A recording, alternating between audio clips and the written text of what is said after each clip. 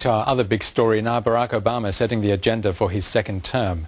His State of the Union address focused on jobs as the cornerstone of America's economic turnaround. It came as the Dow Jones Industrial Index hit its highest level since 2007. Well, joining me a little earlier was David Smith, lecturer in the US Studies Centre at the University of Sydney.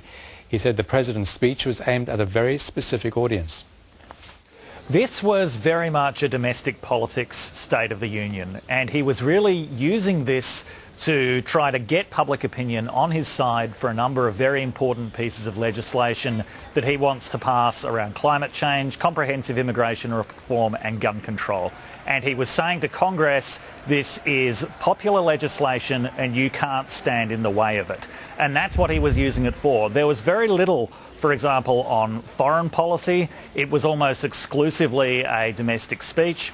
There was a lot on continuing economic recovery through a balanced approach to the deficit. So in other words, telling Republicans that they would have to accept tax increases of some kind, and also new proposals for stimulus, infrastructure building. He mentioned 70,000 new bridges that old bridges that needed to be repaired, and also investments in things like higher education and affordable housing. So this was very much a domestic political speech.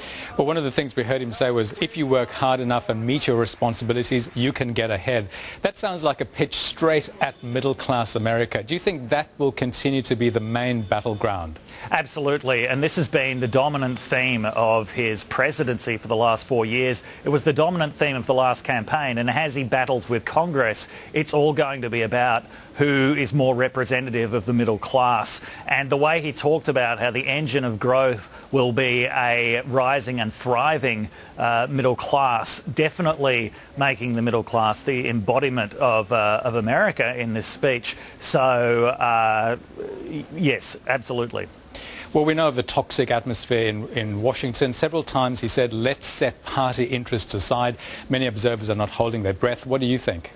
I think that party interests will be set aside on some things. The Republicans have shown an increased willingness to negotiate on things like a more balanced fiscal approach, maybe comprehensive immigration reform. On some things, though, we are not going to see bipartisanship. We won't see it on climate change legislation. We're very unlikely to see it on gun control legislation.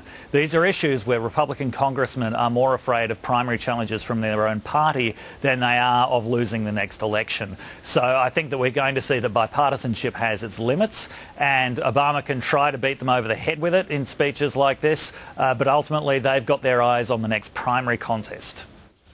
And David Smith also has more to say on how the President is going to juggle his policy challenges. The rest of that interview is on the World News Australia website.